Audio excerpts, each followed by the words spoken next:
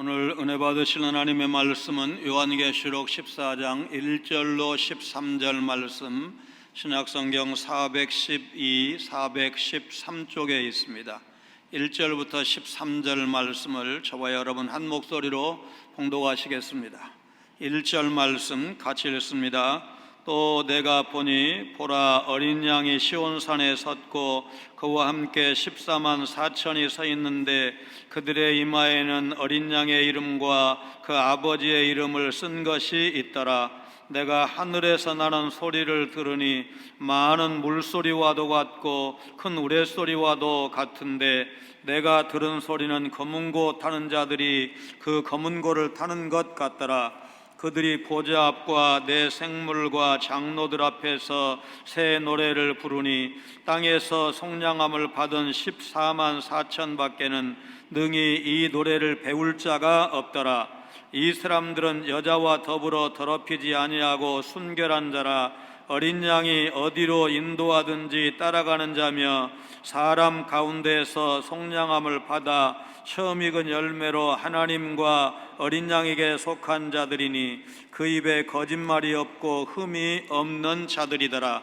또 보니 다른 천사가 공중에 날아가는데 땅에 거주하는 자들 곧 모든 민족과 종족과 방언과 백성에게 전할 영원한 복음을 가졌더라. 그가 큰 음성으로 이르되 하나님을 두려워하며 그에게 영광을 돌리라. 이는 그의 심판의 시간이 이르렀음이니 하늘과 땅과 바다와 물들의 근원을 만드신 이를 경배하라 하더라. 또 다른 천사 곧 둘째가 그 뒤를 따라 말하되 무너졌도다 무너졌도다 큰 성 바벨론이여, 모든 나라에게 그의 음행으로 말미암아 진노의 포도주를 먹이던 자로다 하더라. 또 다른 천사 곧 셋째가 그 뒤를 따라 큰 음성으로 이르되 만일 누구든지 짐승과 그의 우상에게 경배하고 이마에나 손에나 표를 받으면 그도 하나님의 진노의 포도주를 마시리니 그 진노의 잔에 섞인 것이 없이 부은 포도주라. 거룩한 천사들 앞과 어린 양 앞에서 불과 유황으로 고난을 받으리니 그 고난의 연기가 세세토록 올라가리로다. 짐승과 그의 우상에게 경배하고 그의 이름표를 받는 자는 누구든지 밤낮 쉼을 얻지 못하리라 하더라. 성도들의 인내가 여기 있나니 그들은 하나님의 계명과 예수에 대한 믿음을 지키는 자니라. 또 내가 들으니 하늘에서 음성이 나서 이르되 기록하라. 지금 이후로 주 안에서 죽는 자들은 복이 있도다 하시매 성령이 이르시되 그러하다. 그들이 수고를 그치고 쉬리니 이는 그들의 행한 일이 따름이라 하시더라. 아멘. 지난 시간 13장에서는 교회에 대한 사단의 공격을 다룬 바가 있습니다. 첫 번째 짐승은 교회를 대적하는 세속 권력을 상징한다고 했고, 두 번째 짐승은 적그리스도의 세력을 상징한다고 했습니다. 말세가 가까워질수록 이 두 세력은 연합해서 교회를 무너뜨리려고 공격한다고 했습니다. 그래서 성도는 외적으로 불의한 세속 정권, 그 로마 제국의 부당한 처사에 저항해야 하고, 내적으로는 거짓 선지자의 미혹에 빠지지 아니하도록 말씀 위에 굳건히 서야 한다. 그런 말씀을 지난 시간 살펴본 바가 있습니다. 공항에는 관제탑이라는 곳이 있습니다. 아주 뾰족하기만 한 건 아니죠. 높은 첨탑인데 지금 보여드리는 그림 나옵니다. 저곳에서 하는 일은 비행기의 이착륙을 지시하고 하는 곳입니다. 하루에 말하자면 코로나 이전에는 정말 1분 간격으로 비행기가 뜨고 내린다고 할 정도로 호황이던 그런 때가 있었습니다. 저 관제사들은 때로는 날씨나 또 비행 편수나 이런 것들을 고려해서 말하자면 한 20분 그 인천공항 위에서 대기하도록 빙빙 돌도록 이렇게 하기도 하고 적절하게 그런 일들을 합니다. 자, 저분들은 하루에도 수백 편의 비행기를 뜨게 하고 또 이제 내리게 하는, 이착륙을 하는 그런 일을 하는데 그 일할 때 감격이 있을까? 그러나 남편 혹은 아버지가 중동의 근로자로 가서 몇 년 동안 일하다가 귀국한다고 했을 때, 또 외국에 유학을 마치고 학위를 받고 돌아오는 남편 혹은 아버지를 기다릴 때 아마 비행편이 10분, 20분 늦어질 수도 있고 당겨질 수도 있고 이런 거 정확하게 몰라도 그 아내 입장에서, 그 자녀들 입장에서는 남다를 것입니다. 오늘 우리가 종말의 때, 지금 요한계시록을 계속해서 강해를 하면서 종말을 많이 얘기하지만 종말의 정확한 때는 하늘의 아버지만 아신다. 예수님께서 그렇게 말씀하셨습니다. 궁금하긴 합니다. 그래서 무리하기도 합니다. 그러나 정말 중요한 건 뭐냐면 종말이 반드시 있다는 것, 예수님의 재림이 반드시 있다는 것을 우리가 믿는 게 중요하지, 그때가 언제냐가 더 중요하지는 않다는 말씀을 지금 드리는 겁니다. 요한은 어린 양과 함께 14만 4천이 서 있는 것을 보았습니다. 인심을 받은 14만 4천의 성도는 사탄과 두 짐승의 무서운 핍박에도 여전히 변함없이 하나님을 찬양하고 있습니다. 이 사람들은 어떤 사람들에게 이런 모습을 보이는 것일까? 성도의 삶은 한마디로 찬양하는 삶, 기쁨의 삶이어야 합니다. 무엇 때문에 성도는 기뻐하고 하나님을 찬양할 수가 있을까? 오늘 성도가 기뻐할 수밖에 없는 이유를 오늘 본문을 중심으로 살펴볼 것입니다. 하늘 보좌에서 찬양이 울려 퍼집니다. 누가 많은 물소리와 큰 우레소리와 같은 소리로 하늘 보좌를 울릴까?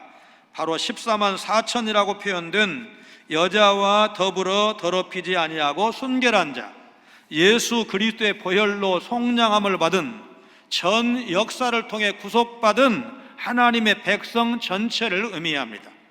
이마에 이름이 쓰여 있다는 것은 이들이 어린 양과 하나님의 인침을 받고 그분의 소유가 된 자들이다, 그런 뜻입니다.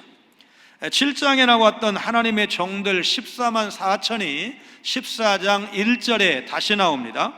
요한은 종말론적인 드라마를 시각적 이미지는 물론 청각, 미각, 후각, 촉각을 통해서도 소개하고 있습니다. 1절로 5절 말씀은 1절에서 시각적인 측면, 2, 3절에서 청각적인 묘사, 그리고 4절, 5절은 여기에 따른 설명, 이렇게 되어 있습니다. 먼저 1절입니다. 또 내가 보니 보라, 어린 양이 시온산에 섰고 그와 함께 14만 4천이 서 있는데 그들의 이마에는 어린 양의 이름과 그 아버지의 이름을 쓴 것이 있더라. 7장에서 14만 4천은 종말론적 재앙에 앞서 하나님의 보호를 받는 성도들, 그렇게 해석을 했지만 본문 14장 1절에서는 어린 양과 함께 시온산에 서 있는 구원받은 성도들, 이렇게 설명을 합니다. 시온은 하나님의 도성인 예루살렘을 의미하는데 종말론적인 하나님 나라를 상징한다, 그렇게 보면 좋을 것입니다. 14만 4천이 이마에 받은 어린 양의 이름과 하나님의 이름은 13장에서 악인들이 받은 짐승의 표와 극명한 대조를 이룹니다. 어린 양은 짐승에게 버림받은 자들을 받아주십니다. 땅에서 구원받은 14만 4천은 하늘 보호자 앞에서 새 노래를 부릅니다. 2절 3절입니다. 내가 하늘에서 나는 소리를 들으니 많은 물소리와도 같고 큰 우레소리와도 같은데 내가 들은 소리는 검은 고 타는 자들이 그 검은 고를 타는 것 같더라. 그들이 보좌 앞과 내 생물과 장로들 앞에서 새 노래를 부르니 땅에서 속량함을 받은 14만 4천 밖에는 능히 이 노래를 배울 자가 없더라. 요한은 자신의 눈을 어린 양과 그 무리에 고정시킨 상태에서 영광의 구름 가운데 계시는 하나님의 현존을 연상시키는 음성을 듣습니다. 그 소리는 많은 물소리 같기도 하고 큰 우레소리 같기도 하고 심지어 검은 고 타는 소리와도 같다고 했습니다. 이 노래는 땅에서 박해와 미혹을 이기고 승리한 성도들만이 부를 수 있는 새 노래입니다. 천상의 오케스트라가 하나님의 보좌와 내 생물과 24 장로 앞에서 부른 이 승리의 새 노래는 구속받은 성도만 알고 부를 수 있는 독특한 노래입니다. 작년인가 재작년인 것 같아요. 가까운 교회, 저와 이제 평소 친하게 지내는 목사님 교회에서 가수 남진을 초청을 해서 찬양 집회를 했습니다. 집회를 마치고 이거를 이제 저에게 보내주셔서 다 봤는데, 그게 좋았으면 우리 장로님들 교역자들에게 카톡으로 왔으니까 다 돌렸을 겁니다. 제가 그 공연, 그 간증 집회 보면서 이분은 끝까지 대중가요 불러야 하실 분이구나. 뭐 이렇게 70대 중반 나이가 되었어도 뭐 여전히 말하자면 아주 활동을 많이 하고 노래를 열심히 부르시잖아요. 그런데 어쨌든 복음성가를 불러도 찬송가를 불러도 그 대중가요 스타일로 부르는 거예요. 그러니까 은혜가 안 돼. 은혜가 안 돼. 그런데 대구에 지금 아마 정년하셨을 것 같은데 광명학교 교감을 하시는 전사님, 아마 우리 교회 원로 목사님 때 다녀갔는지 모르겠어요. 전에 있던 교회에서 저는 초청해서 한번 들었는데, 이제 간증을 할 때도 눈물을 줄줄 흘리면서, 그 다음에 이제 테이블 주고 가셨는데 운전하면서 들으면서도 그냥 눈물이 줄줄 나요. 왜냐하면 그분의 삶, 신앙, 두 눈이 다 안 보이잖아요. 팔이 하나가 없잖아요. 의수잖아요. 그 다음에 다리도 한쪽이 의족이잖아요. 그래서 한 손에 피아니스트인데 피아노를 연주를 하면서 마이크를 피아노에다 얹어놓고 찬송을 하는데 정말 눈물이 줄줄 난단 말이죠. 왜냐하면 그분이 얼마나 고생을 했는지 하나님이 살아계신다는 확신이 있으니까 자살하지 않고, 말하자면 보이지 않는 상태에서 두 눈을 가지고도 두 손을 가지고도 하기가 어려운 피아노를 연주를 하는데, 뭐 역사상 2명밖에 없잖아요. 한 손에 피아니스트가. 그런 간증을 가지고 있으니까 아마 성악과 교수가 얘기하면 뭐 박자가 어떻고 음정이 어떻고 이런 식으로 말할 겁니다. 근데 우리는 그거를 잊어버려요. 왜냐하면 그 간증, 그 신앙, 그 하나님 앞에서의 정말 얼마나 험한 인생이지만 믿음 때문에 살아왔을까, 살아냈을까, 이거를 생각하니까 은혜가 되는 거예요.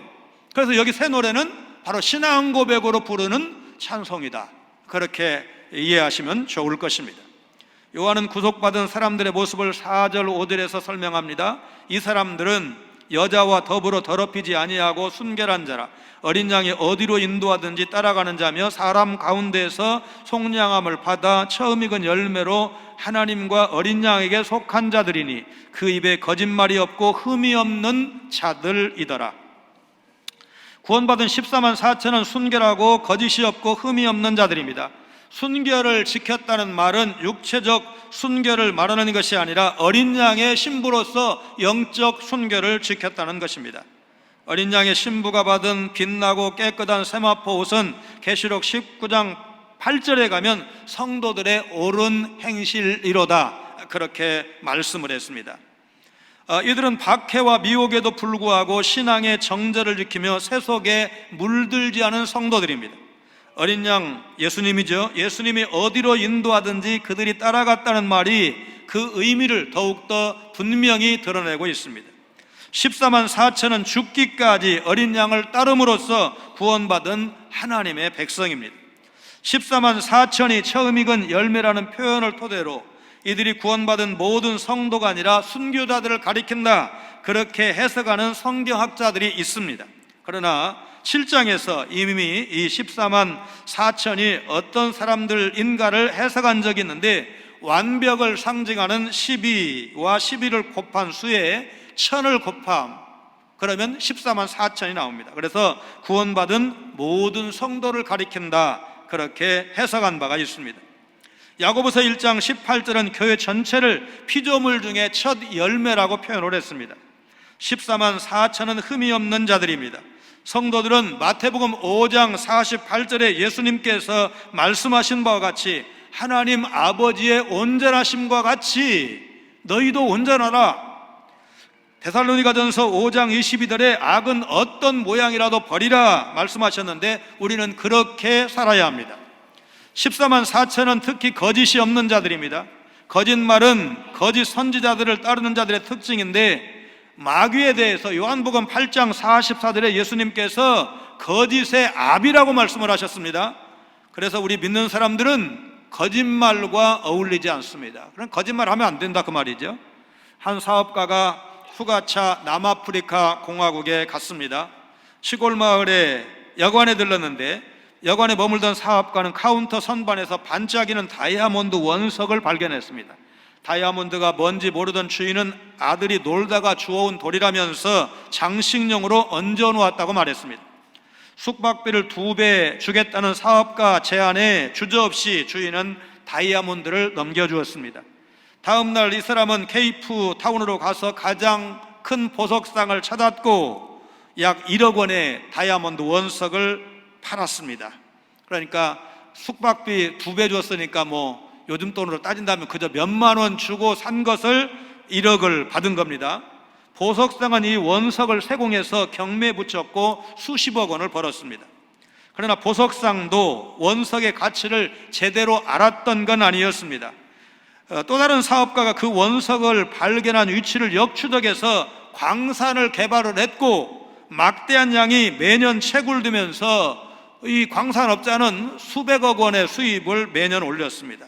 그래서 남아프리카 공화국이 이 다이아몬드 생산으로 세계 1위 가는 국가인데, 이스라엘이 세계 다이아몬드 시장의 50% 넘게 점유한다는 말씀 드린 적 있죠. 바로 이 남아프리카 공화국에서 원석을 수입을 해가지고 이스라엘 사람들이 손재주가 좋으니까 가공을 잘해서 세계 시장의 절반 이상을 점유하고 있다, 그런 말씀을 드린 바가 있습니다. 가치를 아는 사람에 따라 가격이 달라지는 다이아몬드처럼 예수님을 통해 구원받은 고귀한 하나님의 자녀가 바로 나 자신이라는 사실을 자각할 때 인생이 달라지는 것입니다. 제가 신학교를 다닐 때 이제 동료들, 친구들이 막 설득을 해가지고 이제 학생회장에 출마를 했는데, 그때 친구 하나가 저에게 이렇게 말했습니다. 진주는 흙 속에 있어도 진주야. 그러니까 나보다 좀 나이가 아래였는데 표현은 전도사님 그러면서 깍듯이 얘기했지만 내용은 그거예요. 흙 속에 있어도 진주라는 거예요. 그러니까 전도사님이 진주니까 한번 제대로 좀 그 가치를 발휘해라, 이제 그런 뜻으로 저를 부추겼고 결국은 그 선거에 나가서 이제 회장 되었고 아주 정말 밥을 굶으면서 그렇게 열심히 일했던 그런 때가 있습니다. 내가 구원받은 하나님의 자녀, 원광석, 지금 다이아몬드 원석을 얘기를 했는데, 그 가치를 알면 알수록 다이아몬드를 귀하게 여기는 것처럼 내가 하나님 앞에 어떤 존재인지를 제대로 알았다면 내 인생을 가치 없게 생각할 수가 없는 겁니다. 아무리 어려운 날을 살고 있어도 나는 하나님의 소중한 아들이라고, 하나님의 소중한 딸이라고, 하나님이 얼마나 사랑하시는지 나 보기를 그렇게 사모하신다고. 여러분과 저만 천국 가기를 사모하는 거 아니잖아요. 우리의 처소가 준비되면 하나님이 우리를 불러서 우리가 천국에 가잖아요. 하나님은 여러분과 제가 거할 집을 준비하고 계시고, 우리가 너희 아버지의 거룩하심과 같이 너희도 거룩하라고 하신 그 말씀대로 순종해서 하나님을 점점 닮아가면 마침내 때가 차면 여러분도 저도 하나님의 부름을 받아 이 땅을 떠날 줄로 믿습니다. 예수님은 자기 죽음으로 죄와 사망의 권세를 파하시고 부활로 승리를 확증하셨습니다. 얼마나 놀라운 소식입니까? 예수 그리스도의 죽음으로 성도인 우리는 거룩하고 흠없고 책망할 것이 없는 자로 하늘 보좌 하나님 앞에 서게 될 것입니다. 그래서 우리가 할 수 있는 일은 예수님이 행하신 일을 묵상하면서 찬양하는 것입니다. 우리가 그 구원의 감격에서 찬양할 때 그 찬양 소리가 하늘 보좌에 울려 퍼진다는 사실, 노래를 잘하는 것이 중요하죠. 그러나 그것이 포커스가 아니고 하나님을 사랑하면서 예수 그리스도의 구속의 은총을 감사하면서 찬양하면 하나님은 이 시간에, 이 순간에 우리의 찬양을 하늘 보좌에서 듣고 계신다는 사실, 여러분 믿으시기를 바랍니다. 성도의 삶은 더 궁핍해져 가는데 박해자의 삶은 날로 풍요로워져 간다면 지켜보는 우리 성도들 마음에 어떤 마음이 들겠습니까? 그러나 기억하시기 바랍니다. 예수님을 믿는 자들이 고난을 겪는 것은 어제 오늘의 일이 아닙니다. 신약시대에만 있었던 일도 아닙니다. 구약에서 경건한 믿음의 사람들도 핍박을 받았습니다. 조롱을 받았습니다. 엘리야 선지자는 얼마나 사는 것이 고통스러우면 여호와여 넉넉하오니 내 생명을 취하옵소서. 이게 뭡니까? 내가 자살할 수는 없고 하나님 저 좀 데려가 주세요. 여러분, 그런 기도 아닙니까? 그런 탄식 아닙니까? 초대교회 성도들이 마라나타 만나면 우리는 이제 강사님 오시면 뭐 오른손 들고 할렐루야 하겠습니다 뭐 이런 거 하잖아요. 초대교회 성도들은 만나면 마라나타 했다는 거 아니에요. 아멘 주 예수여 오시옵소서. 예수님 빨리 오십시오 그 말인데, 이 말 뒤집어 보면 무슨 뜻이겠어요? 지금 너무 힘들어요. 너무 고통스러워요. 우리 진짜 이 어려운 고비를 더 이상 감당할 수가 없어요. 예수님 빨리 오셔서 우리 좀 빨리 좀 데려가 주세요. 여러분, 그런 안타까운 외침 아니겠습니까? 그런 간절한 소원이 이 인사말 속에 들어있지 않겠습니까? 그런 세월들을 믿음의 선진들이 살아왔습니다. 천사가 공중을 날면서 땅에 가는 이스라엘 백성과 온 열방 모든 민족과 종족과 방언과 백성의 복음을 전합니다. 6절 7절 말씀이 그 내용입니다. 또 보니 다른 천사가 공중에 날아가는데 땅에 거주하는 자들 곧 모든 민족과 종족과 방언과 백성에게 전할 영원한 복음을 가졌더라. 그가 큰 음성으로 이르되 하나님을 두려워하며 그에게 영광을 돌리라. 이는 그의 심판의 시간이 이르렀음이니 하늘과 땅과 바다와 물들의 근원을 만드신 이를 경배하라 하더라. 공중에 날아가는 천사는 땅에 가는 모든 자에게 전할 영원한 복음을 가지고 있습니다. 그 복음의 내용은 하나님이 심판하실 시간이 왔으니 그분을 두려워하고 그분께 영광을 돌리고 하늘과 땅과 바다와 물들의 근원을 만드신 그분을 경배하라는 것입니다. 심판을 주요한 주제로 다루는 요한계시록 말하는 복음의 첫 번째 내용은 심판자 하나님을 두려워하라는 것입니다. 복음이라는 말은 좋은 소식이라는 뜻입니다. 예수, 천당, 불신, 지옥이라고 전도하는데 악인들에게 선포되는 심판의 메시지, 믿지 않으면 지옥 간다는 이 심판의 메시지는 의인들에게 뒤집어 보면 믿으면 구원받으니까 여러분 그 좋은 소식이 되는 것입니다. 그 가능성이 크지 않지만 악인들 역시 회개할 기회는 아직 남아있기 때문에 복음은 그들에게도 좋은 소식이 될 것입니다. 복음의 두 번째 내용은 창조주 하나님을 경배하라는 것입니다. 세상을 심판하시는 하나님은 또한 천지만물의 창조주이십니다. 한마디로 영원한 복음은 세상을 창조하셨고 심판하시는 하나님을 경외하고 경배하라는 것입니다.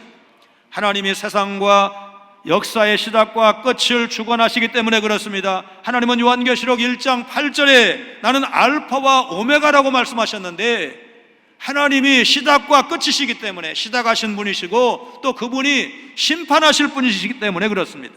둘째, 천사는 큰 성 바벨론이 무너졌다고 8절에서 선포합니다. 또 다른 천사 곧 둘째가 그들을 따라 말하되 무너졌도다 무너졌도다 큰 성 바벨론이여 모든 나라에게 그의 음행으로 말미암아 진노의 포도주를 먹이던 자로다 하더라.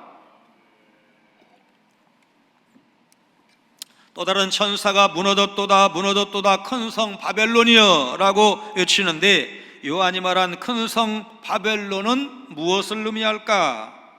요한계시록에 언급된 바벨론은 로마를 상징한다는 주장도 있고 예루살렘을 의미한다는 주장도 있습니다. 바벨론을 로마로 봐야 할 이유는 구약시대에 바벨론이 예루살렘 성전을 파괴한 것처럼 신약시대에 로마 제국이 예루살렘 성전을 파괴했기 때문이라는 것입니다. 바벨론이 멸망하는 이유는 그의 음행으로 인해서 모든 나라가 진노의 포도주를 마시게 되었기 때문입니다. 영어의 포르노, 또 요설적인 책이나 그림을 의미하는 포르노그라피는 음행에 해당하는 헬라어 포르네이아라는 말에서 나왔습니다. 이 말은 육체적 음행을 말하는데 종종 영적인 음행, 우상 숭배를 뜻하기도 합니다. 바벨론은 도덕적이고 종교적인 다양한 죄를 범했을 뿐만 아니라 다른 나라들을 공범으로 만들었습니다. 미국이나 일본으로부터 선진 문화도 선진 과학 기술도 많이 도입을 했지만 외설, 퇴폐 이런 좀 부정적인 저질 문화도 들어온 것을 부인할 수가 없습니다.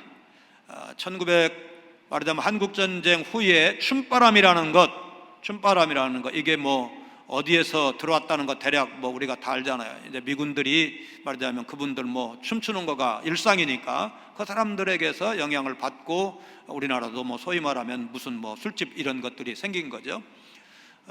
처음에 미얀마에 갔을 때 미얀마의 초등학생서부터 아가씨까지 그냥 뭐 한 98%는 다 긴 머리 소녀였는데 그 7년 뒤에 우리 이제 장로님들하고 같이 이렇게 두 번째 갔을 때 보니까 긴 머리 소녀들이 다 사라졌어요. 그럼 어디로 갔느냐고 물었더니 한국 드라마가 다 바꿔버렸대요. 한국의 드라마가 유행을 하면서 한국 여자들처럼 드라마에 나오는 그 탤런트들처럼 미장원에 가서 머리를 다 잘라버린 거예요. 네. 그러니까 이제 나중에 미얀마의 목사님이 뭐라고 그거를 얘기할지 모르겠어요. 그 변화를 뭐 긍정적인 변화라고 말할지 부정적인 변화라고 말할지 모르는데 어쨌든 이제 그렇게 영향을 미치잖아요. 우리도 좋은 것도 받아들였지만 부정적인 것도 받아들인 것입니다. 바벨론은 모든 나라를 음행에 빠뜨리면서 진노의 포도주를 마시겠습니다. 여기서 진노는 열기 혹은 열정이라고 번역할 수도 있는데, 그렇다면 이 말은 음녀가 남자의 정욕의 열기를 불러일으키는 것을 떠올릴 수가 있습니다. 잠언 9장 17절에 도둑질한 물이 달고 몰래 먹는 떡이 맛이 있다 하는도다. 여러분, 이 말을 들으면 어떤 생각을 하십니까? 먹고 싶은 생각을 하십니까? 아니지, 내가 그래도 예수 믿는 사람인데 그러면 안 되지, 그런 생각을 하십니까? 진노의 포도주를 먹인다는 표현은 다름 아니라 팔레스타인의 거짓 선지자를 상징하는 것으로 땅에서 올라온 짐승을 묘사한다고 했습니다. 또 다른 천사가 짐승의 표를 받고 짐승을 섬기는 자를 향해 이렇게 말합니다. 9절로 11절입니다. 또 다른 천사 곧 셋째가 그 뒤를 따라 큰 음성으로 이르되 만일 누구든지 짐승과 그의 우상에게 경배하고 이마에나 손에 표를 받으면 그도 하나님의 진노의 포도주를 마시리니 그 진노의 잔에 섞인 것이 없이 부은 포도주라. 거룩한 천사들 앞과 어린 양 앞에서 불과 유황으로 고난을 받으리니 그 고난의 연기가 세세토록 올라가리로다. 짐승과 그의 우상에게 경배하고 그의 이름표를 받는 자는 누구든지 밤낮 쉼을 얻지 못하리라 하더라. 짐승과 그의 우상에 경배하고 짐승의 표를 받으면 하나님의 진노의 포도주를 마셔야 합니다. 그 포도주에는 하나님의 진노 외에는 섞인 것이 없습니다. 그들은 불과 유황으로 영원토록 고통을 당하고 밤낮 쉼을 얻지 못할 것입니다. 불과 유황못은 계시록 20장 10절에 가면 마귀, 그 짐승, 거짓 선지자가 영원토록 고통받는 것입니다. 짐승을 따르는 자들은 천사들과 어린 양 앞에서 고통을 받을 것입니다. 땅에서는 용에게 권세를 받은 짐승과 거짓 선지자가 어린 양을 따르는 자, 그 성도들에게 고통을 가하지만 하늘에선 어린 양이 천사들이 보는 가운데 짐승을 따르는 자, 곧 불신자들에게 형벌을 내리십니다. 대적들은 이 땅에서 그들의 영역을 견고하게 구축하는 것처럼 보이지만 우리는 이로 인해서 실망하나 낙심할 필요가 없습니다. 그들에게는 이미 하나님의 진노가 부어졌습니다. 그들이 여전히 의기양양해 보인다고 하더라도 그것은 로마서 1장의 말씀처럼 동성애, 불의, 추악, 탐욕, 시기, 살인, 분쟁, 사기, 악독이 가득한 자요, 이런 자를 하나님이 가만히 내버려 두시는 것은 그들을 심판에 처하시기 때문에 그렇습니다. 그들의 삶에는 날마다 하나님의 진노가 쌓여갈 뿐입니다. 결국 그들은 불과 유황으로 고난을 받을 것입니다. 순교자들이 바라던 보응적인 공의가 실현된다면 어찌 찬양하지 않을 수가 있겠습니까? 로마서 5장 3절 말씀처럼 성도는 환난 중에도 즐거워합니다. 새하늘과 새 땅에서 영원한 안식을 누리며 살기 때문입니다. 성도가 사는 삶의 현장은 매일 영적 전투가 벌어지는 전장이라고 할 수 있습니다.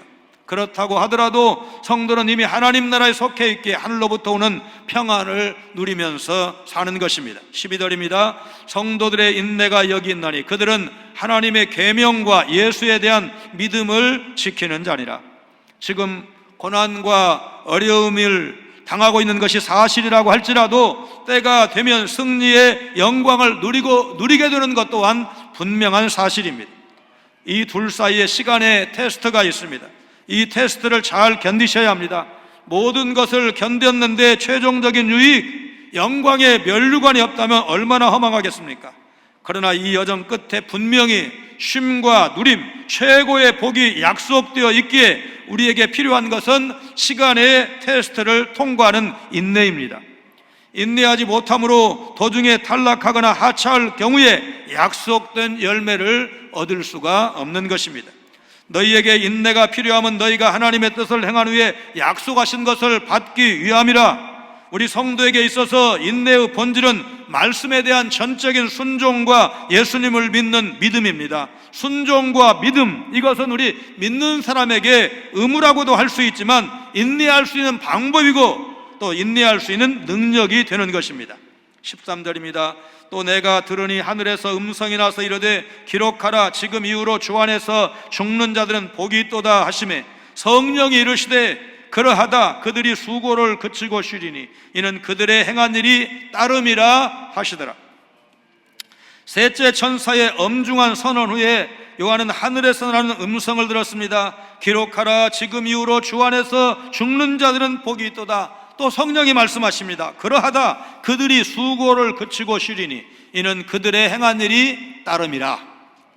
이 말씀은 보통 모든 그리스도인들에게 내리시는 하나님의 일반적인 축복과 관련해서 인용되곤 하는데 문맥을 고려할 때 이 축복은 대환란기에 죽은 사람들에게 해당된다 할 것입니다.